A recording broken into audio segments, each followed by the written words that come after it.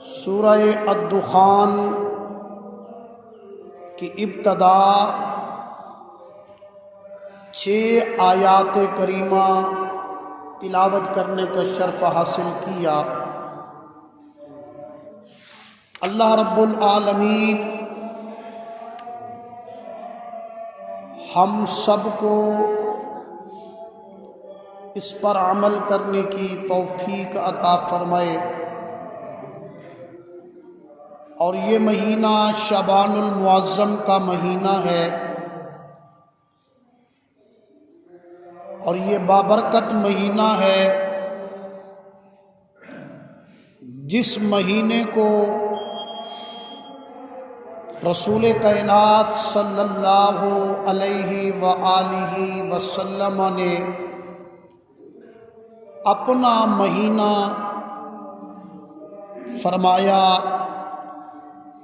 فرمایا الشعبان شہری، شعبان کا مہینہ میرا مہینہ ہے۔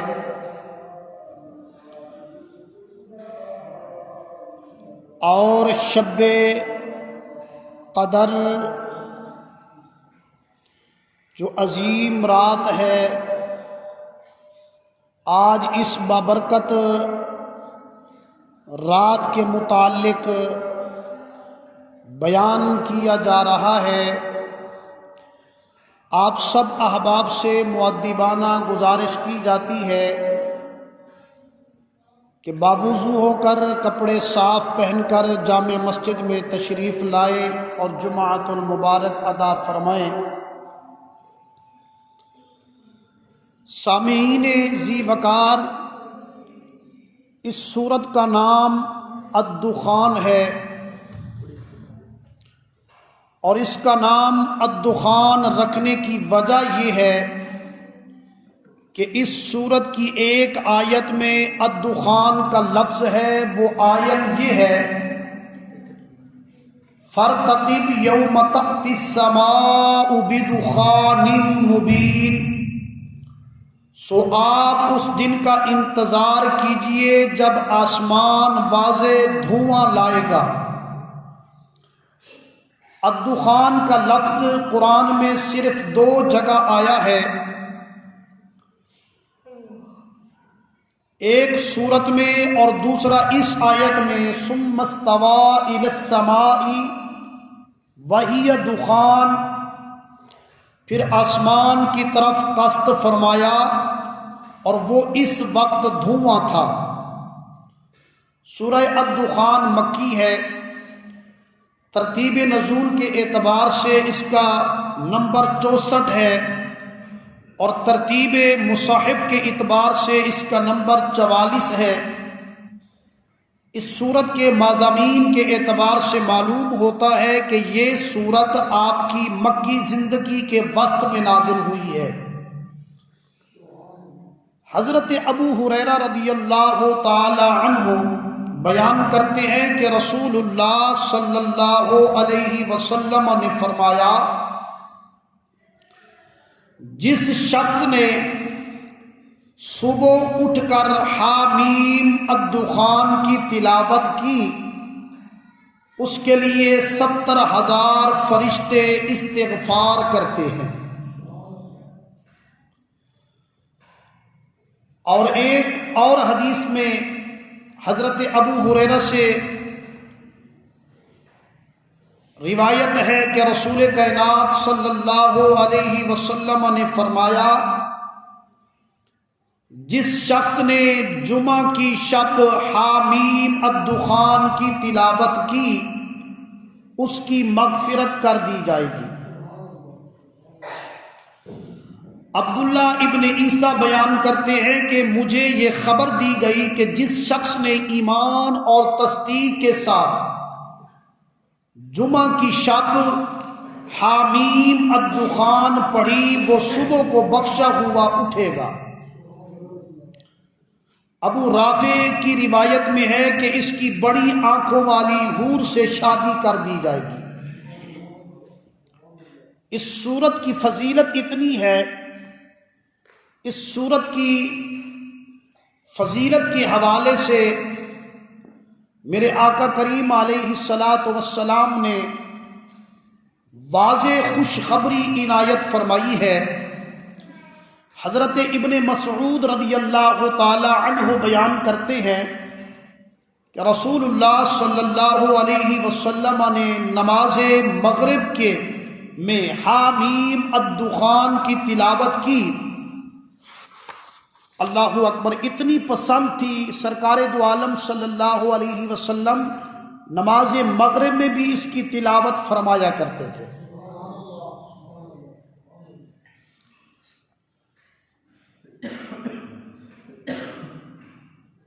اور پھر فرمایا کہ اس سورت کی ابتدا سورہ الزخرف کی ابتدا کے مشابہ ہے، کیونکہ دونوں سورتوں کے شروع میں قرآن مجید کی عظمت اور شان بیان کی گئی ہے، اور اس سے یہ معلوم ہوتا ہے کہ قرآن کریم اللہ تعالیٰ کی طرف سے نازل ہوا، اور اس میں یہ دلیل ہے کہ سیدنا محمد صلی اللہ علیہ وسلم رسول ہیں۔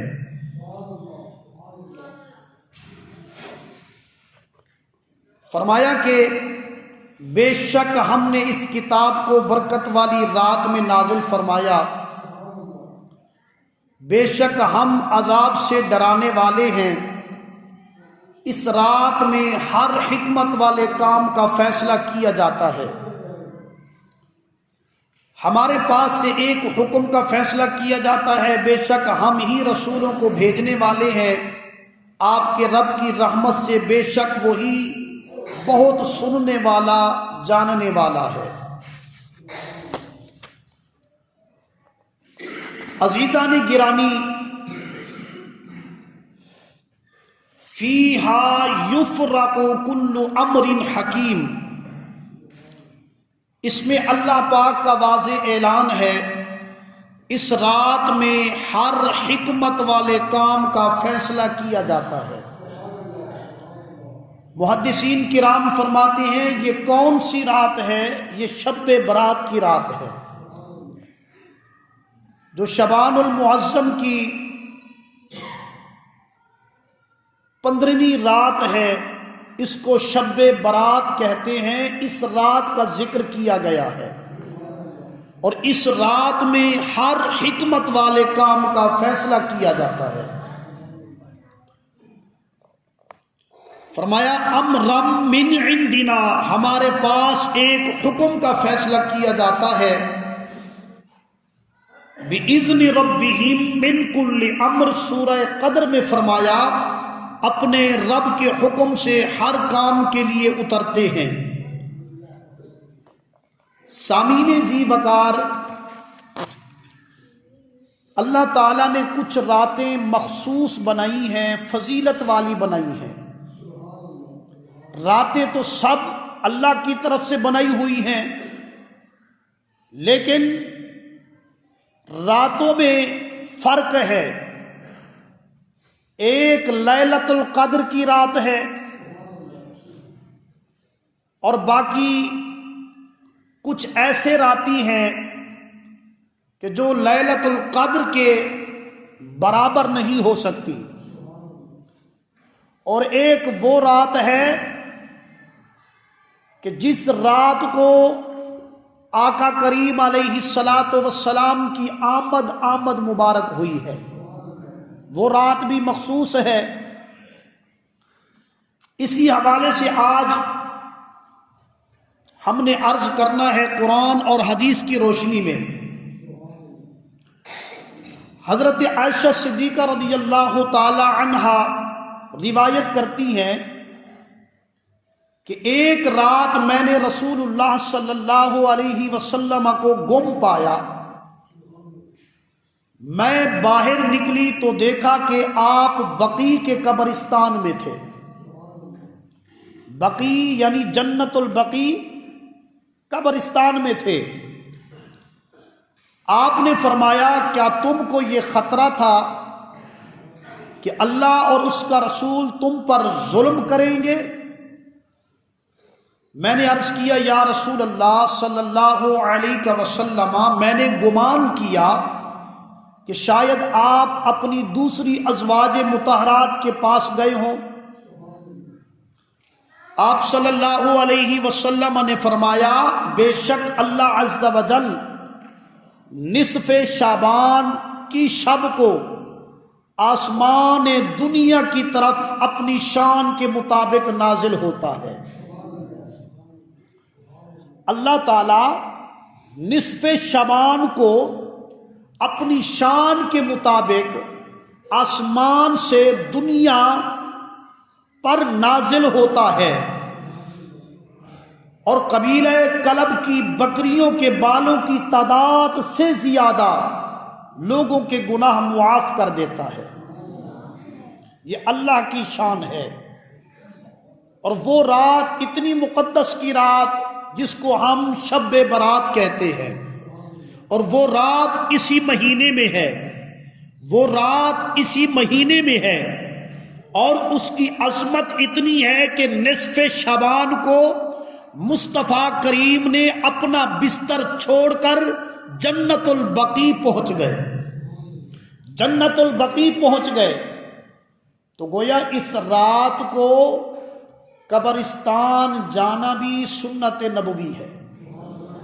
اس رات کو قبرستان میں جانا سنت نبوی ہے، اور اس رات کو عبادت کرنا، توبہ استغفار کرنا سنت نبوی ہے. حضرت علی ابن ابی طالب رضی اللہ تعالی عنہ بیان کرتے ہیں کہ رسول اللہ صلی اللہ علیہ وسلم نے فرمایا جب نصف شعبان کی رات ہو تو اس رات میں قیام کرو. یعنی جب شب برات 15ویں کی رات شعبان المعظم کی ہو، فرمایا اس رات کو قیام کرو اور اس کے دن میں روزہ رکھو، کیونکہ اللہ سبحانہ اس رات میں غروب شمس سے آسمان دنیا کی طرف نازل ہوتا ہے. پس فرماتا ہے سنو، کوئی بخشش طلب کرنے والا ہے میں رب اسے بخش دوں. سنو، کوئی رزق طلب کرنے والا ہے میں اس کو رزق دوں. سنو، کوئی مصیبت زدہ ہے میں اس کو عافیت دوں. سنو، کوئی وہ یوں ہی فرماتا رہتا ہے حتیٰ کہ فجر طلوع ہو جاتی ہے. یہ اللہ کی شان ہے کہ اس رات کو اللہ اپنی شان کے مطابق آسمان سے دنیا کی طرف نازل ہوتا ہے، پھر اپنے بندے کو پکار کر کہتا ہے کوئی ہے رزق طلب کرنے والا، کوئی ہے بخشش طلب کرنے والا، مجھے بتائیں پھر اس رات کی کتنی عظمت ہے، اس رات کی کتنی فضیلت ہے. حضرت حسن بصری رحمت اللہ تعالی علیہ آپ کے متعلق مشہور ہے، آپ جب شعبان المعظم کا مہینہ آتا تو آپ جب گھر سے نکلتے آپ کا چہرہ یوں محسوس ہوتا، یوں نظر آتا جیسے مردہ قبر سے نکل کے آیا ہے. لوگ آپ سے پوچھتے کہ حضور کیا معاملہ ہے، آپ کی یہ کیفیت کیوں ہے؟ آپ نے فرمایا تمہیں پتہ نہیں ہے کہ یہ شعبان المعظم کا مہینہ ہے. فرمایا اس مہینے میں ایک ایسی رات ہے نامہ اعمال اللہ کی بارگاہ میں پیش ہوتے ہیں. کیا ہم نیکی پر دعویٰ کریں؟ کیا خبر کہ نیکی اللہ کی بارگاہ میں ہماری قبول ہوتی ہے کہ نہیں ہوتی؟ لیکن اس مہینے کی برکت بہت اعلیٰ ہے، اس مہینے کی فضیلت اعلیٰ ہے، اور جس نے اس مہینے کی فضیلت سمجھ لی، جس نے اس مہینے کی برکت سمجھ لی، فرمایا یقیناً اللہ اس پر مہربان ہو جائے گا، اللہ اس پر مہربان ہو جائے گا. اور پھر خوف اتنا، اور رسول کائنات صلی اللہ علیہ وسلم کے متعلق حضرت عائشہ صدیقہ رضی اللہ تعالیٰ عنہ آپ فرماتی ہیں کہ میں نے کبھی بھی حضور علیہ الصلوۃ والسلام کو نہیں دیکھا متواتر 2 مہینے روزے رکھتے ہوئے سوائے شعبان اور رمضان کے، سوائے شعبان اور رمضان کے. فرمایا متواتر آپ روزہ رکھتے تھے. اور پوچھا یا رسول اللہ صلی اللہ علیہ وسلم آپ کیوں متواتر شعبان میں بھی روزے رکھتے ہیں، کیا فرض ہیں؟ آقا علیہ السلام نے فرمایا کیونکہ یہ وہ مہینہ ہے، اس مہینے میں نامہ اعمال اللہ کی بارگاہ میں پیش ہوتے ہیں، اور میں چاہتا ہوں جب میں محمد کا نامہ اعمال رب کی بارگاہ میں پیش ہو تو میں محمد روزے کی حالت میں ہوں، میں محمد روزے کی حالت میں ہوں۔ اللہ اکبر۔ تو صحابہ نے بھی یہی عرض کی کہ یا رسول اللہ صلی اللہ علیہ وسلم ہمیں بھی حکم دیجئے، ہم بھی روزے متواتر۔ فرمایا نہیں، تم نے شعبان المعظم کے متواتر روزے نہیں رکھنے۔ اللہ اکبر۔ اب یہ وہ جو مقدس رات شعبان المعظم کی ہے، رات کو جس کو شب برات کہتے ہیں، جس کو ذریعہ نجات کی رات کہتے ہیں، فرمایا رات کو قیام کرو، دن کو روزہ رکھو۔ یہ سرکار کی سنت ہے، اور اس حوالے سے کہ دن کو روزہ رکھو اور رات کو قیام کرو، میرے آقا کریم علیہ الصلوۃ والسلام کی حدیث پاک ہے، فرمایا الشعبان شہری الرجب شہری و شعبان شہر اللہ، فرمایا و رمضان شہر امتی، فرمایا رجب میرا مہینہ، شعبان اللہ کا مہینہ، رمضان میری امت کا مہینہ ہے، رمضان میری امت کا مہینہ ہے۔ اب عزیزان گرامی، ان 3 مہینوں کا وسط ایسا ہے کہ میرے آقا علیہ الصلوۃ والسلام نے بڑے واضح طور پہ ان کی اللہ اکبر تائید فرمائی ہے ان مہینوں کی۔ تو میرے دوستوں، میرے بھائیوں، اور یہ مہینہ یوں سمجھیے کہ ماہ رمضان کی تیاری کا مہینہ ہے، ماہ رمضان کی تیاری کا مہینہ ہے، ماہ رمضان المبارک کی اللہ اکبر فرمایا اپنے آپ کو تیار کرنے کا مہینہ ہے۔ اور اس مہینے میں جو بندہ روزے رکھتا ہے اور اس مہینے میں جو بندہ قیام کرتا ہے، گویا کہ وہ تیاری کر رہا ہے رمضان المبارک کے آنے کی۔ اللہ اکبر۔ تو میرے دوستوں، میرے بھائیوں، شب برات بہت عظمت والی رات ہے، بہت ہی عظمت والی رات ہے۔ اب اس رات کو جو بندہ سستی اور غفلت کرے، اس رات سے جو محروم ہو جائے، تو میں سمجھتا ہوں کہ وہ بندہ، وہ شخص بدقسمت ہے۔ اللہ اکبر۔ اب دیکھو نا، راتیں سب رب کی بنائی ہوئی ہیں، دن سب رب کے بنائے ہوئے ہیں، راتیں سب رب کی بنائی ہوئی ہیں، لیکن اس میں اللہ تبارک و تعالی نے فضیلت رکھی ہے۔ کچھ ایسے راتی ہیں جو باقی راتوں سے افضل ہے، کچھ ایسے دن ہیں جو باقی دنوں سے افضل ہے، کچھ ایسے مہینے ہیں جو باقی مہینوں سے افضل ہیں۔ تو یہ اللہ کی شان ہے، یہ اللہ کا بنایا ہوا قانون ہے، اور ہم مسلمان ہیں، ہم مصطفیٰ کریم صلی اللہ علیہ وسلم پہ ایمان رکھنے والے ہیں، اور ہمارا ایمان ہے جو میرے آقا نے فرما دیا وہ سچ اور حق پر فرما دیا۔ محترم المقام، اسی حوالے سے فرمایا کہ حضرت ابو ثعلبہ الخشنی رضی اللہ تعالیٰ عنہ بیان کرتے ہیں کہ آقا علیہ السلام نے فرمایا جب نصف شعبان کی شب ہوتی ہے تو اللہ تعالیٰ اپنی مخلوق کی طرف متوجہ ہوتا ہے، مومنوں کو بخش دیتا ہے اور کافروں کو مہلت دیتا ہے کہ کینہ رکھنے والوں کو ان کے کینے کے ساتھ چھوڑ دیتا ہے، حتیٰ کہ وہ اپنے کینے کو ترک کر دیتے ہیں۔ اللہ اکبر۔ فرمایا کہ جو شخص مومن ہے اس میں اگر غلطی کوتاہی ہو تو اگر وہ رب کی بارگاہ میں قیام کرتا ہے، اس رات کو اللہ اس کے غلطی کوتاہیوں کو معاف فرما دیتا ہے، لیکن اگر کینہ ہو تو کینے والے کو رب معاف نہیں کرتا۔ کینہ رکھنے والا، دل میں جو کینہ رکھے، اللہ اس کو معاف نہیں کرتا، اللہ اسے اسی حالت میں چھوڑ دیتا ہے۔ ایک اور مقام پہ قرآن مجید میں ارشاد ہوا، فرمایا وَذَرِ الَّذِينَ اتَّخَذُوا دِينَهُمْ لَعِبًا وَلَهْوًا وَغَرَّتْهُمُ الْحَيَاةُ الدُّنْيَا۔ فرمایا اے نبی، ان لوگوں سے اپنا رابطہ منقطع کر دو، ان لوگوں سے اپنا تعلق ختم کر دو جو دین کو کھیل اور تماشا بنا کے رکھا ہوا ہے۔ جن لوگوں نے دین کو تماشا بنایا ہوا ہے، فرمایا ان سے اپنا تعلق ختم کر دو۔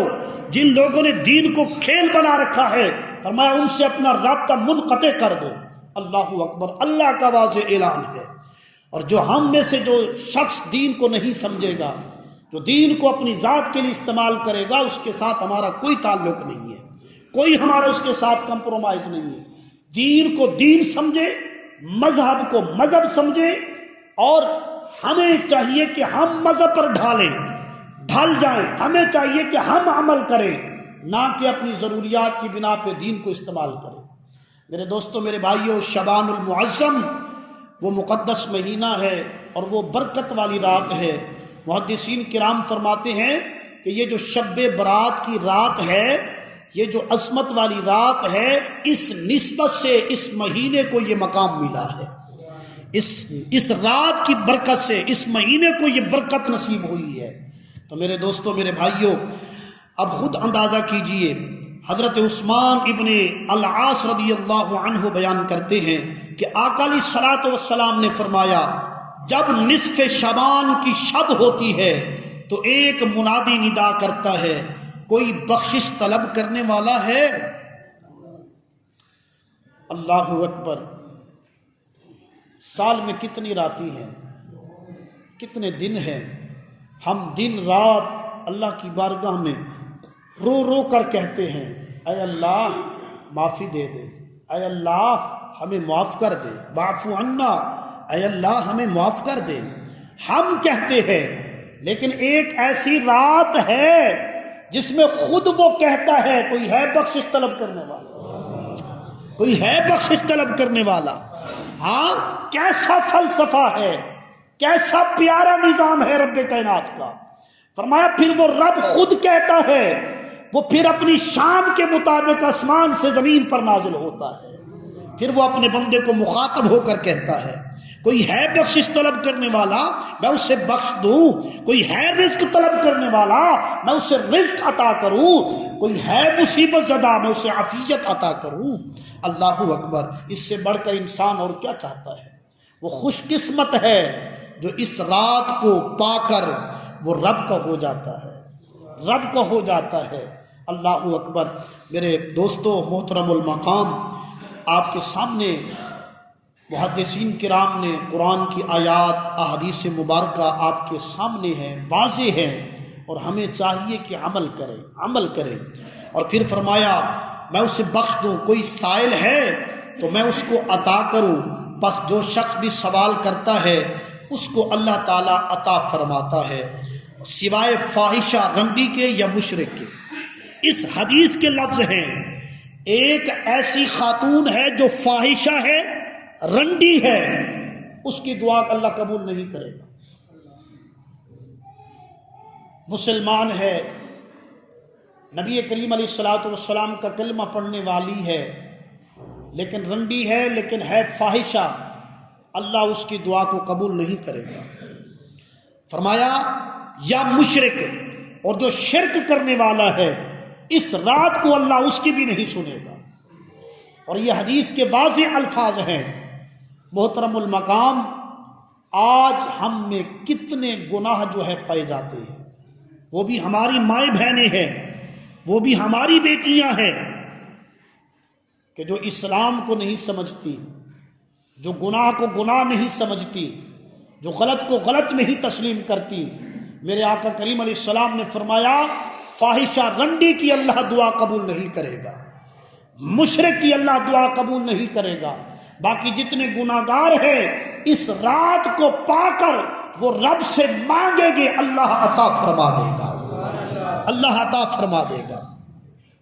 حضرت عائشہ صدیقہ رضی اللہ تعالی عنہ بیان کرتی ہیں کہ جب نصف شعبان کی شب ہوتی تو آقا علیہ السلام میرے بستر سے نکل جاتے۔ پھر حضرت عائشہ نے کہا، اللہ کی قسم ہمارے بستر کی چادر ریشمی تھی نہ سوتی تھی۔ ہم نے کہا سبحان اللہ، پھر وہ کس چیز کی تھی؟ آپ نے فرمایا وہ اونٹ کے بالوں کی تھی، وہ جو چادر تھی اونٹ کے بالوں کی تھی۔ آپ نے فرمایا مجھے یہ خدشہ ہوا کہ شاید آپ اپنی دوسری ازواج کے پاس چلے گئے ہیں، میں آپ کو گھر میں ڈھونڈ رہی تھی کہ میرا پیر آپ کے پیروں سے ٹکرایا، اس وقت آپ سجدہ ریز تھے۔ سبحان اللہ! میرے آقا نصف شعبان کو سجدہ ریز تھے، حضرت عائشہ پاک ڈھونڈ رہی تھی، فرمایا میرا پیر سرکار کے پیر سے ٹکرایا، میں نے دیکھا سرکار کا سر سجدے میں تھا، سرکار کا سر سجدے میں تھا۔ اللہ اکبر۔ اور اس وقت جو آپ دعا پڑھ رہے تھے میں نے اس کو یاد رکھا، وہ یہ دعا تھی، میرا جسم اور ذہن تجھے سجدہ کر رہا ہے۔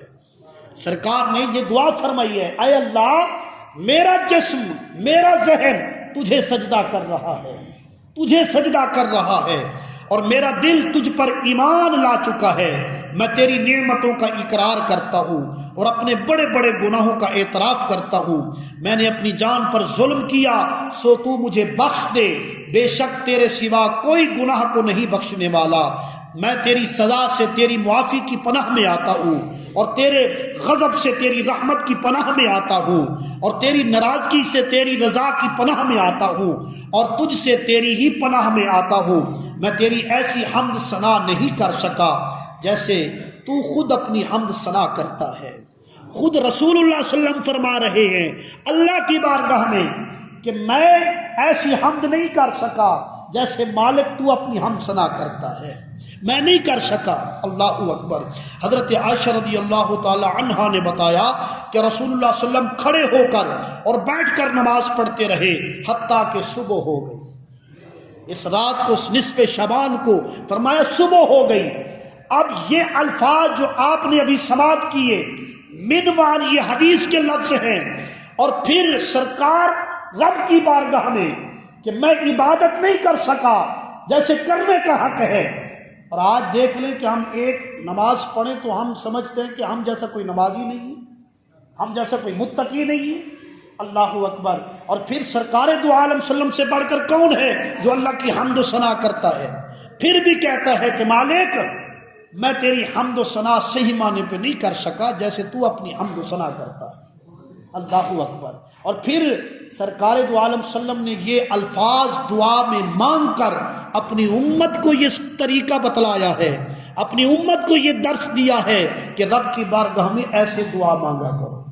اللہ کی بارگاہ میں ایک اور حدیث پاک میں نے پڑھا ہے، مطالعہ کیا، وہ آگے ہے، ارشاد ہے حضرت عائشہ صدیقہ رضی اللہ تعالی عنہا نے عرض کی کہ یا رسول اللہ صلی اللہ علیہ وسلم یہ بتائیں کہ اللہ کی رحمت کے سوا، اللہ کی رحمت کے بغیر کوئی بھی جنت میں نہیں جائے گا؟ میرے آقا کریم علیہ الصلوۃ والسلام نے فرمایا ہاں عائشہ، اللہ کی رحمت کے بغیر کوئی بھی جنت میں نہیں جائے گا۔ یا رسول اللہ آپ سرکار نے فرمایا میں بھی اللہ کی رحمت کے بغیر نہیں جا سکتا۔ اتنا بڑا جملہ میرے مصطفیٰ کریم نے فرمایا ہے۔ اللہ اکبر۔ تو محترم المقام، ہمیں چاہیے کہ ہم اس رات کی، اس مہینے کی قدر کریں، اس مہینے کی قدر کریں۔ ہم نہ جانے کہاں سے کہاں بھاگتے رہتے ہیں، کہاں سے کہاں، کسی وقت آ کے ہمیں ٹائم ملتا ہے، کسی وقت نہیں، لیکن یہ عصمت والی رات ہے، سوائے فاحشہ کے، سوائے مشرک کے۔ میرے آقا کریم کا فرمان ہے وہ جیسے رب کی بارگاہ میں مانگے گا اللہ عطا فرما دے گا، اللہ عطا فرما دے گا۔ اس رات کی عظمت جانے، اس رات کی شان اور قدر و اہمیت جانے، اور جو شخص اس رات کی فضیلت جانتا ہے، اس رات کو اہمیت دیتا ہے، اللہ کی عزت کی قسم، تمام بیانات ایک طرف، تمام احادیث مبارکہ برحق ہے ایک طرف، اتنا جملہ حدیث پاک کا کہ میرے آقا فرماتے ہیں اس رات کو خود رب آسمان سے زمین کی طرف نازل ہوتا ہے اور خود پکارتا ہے کوئی مجھ سے بخشش طلب کرنے والا؟ ہے کوئی مجھ سے بخشش طلب کرنے والا؟ میں رب اسے بخش دوں۔ ہے کوئی مجھ سے رزق طلب کرنے والا؟ میں رب اسے رزق عطا کروں۔ ہے کوئی مصیبت زدہ؟ میں اللہ اسے عافیت عطا فرما دوں۔ ہے کوئی مجھ سے مانگنے والا؟ میں رب اسے عطا کر دوں۔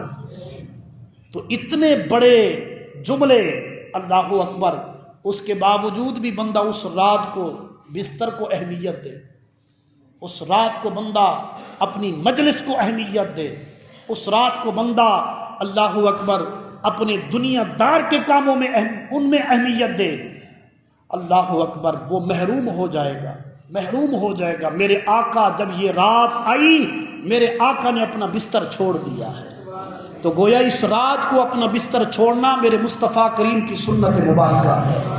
اس رات کو قبرستان جانا میرے مصطفیٰ کریم کی سنت مبارکہ ہے۔ اس رات کو قیام کرنا میرے آقا کریم کی سنت مبارکہ ہے۔ اور پھر رات کو اتنی عبادت کرنا کہ حضرت عائشہ فرماتی ہیں کبھی حضور بیٹھ کر عبادت کرتے تھے، کبھی کھڑے ہو کر، یہاں تک کہ صبح ہو گئی تو صبح تک عبادت کرنا میرے آقا کی سنت مبارکہ ہے۔ اور پھر صبح کو روزہ رکھنا میرے آقا کی سنت مبارکہ ہے۔ اللہ عمل کرنے کی توفیق عطا فرمائے۔ اللہ ہم سب کو شعبان المعظم کی شب برات، یہ جو 15ویں رات ہے، اس کی اہمیت اور اس رات کو قیام، رکوع، سجود، عبادات کرنے کی توفیق عطا فرمائے۔ آمین بجاہ سید المرسلین۔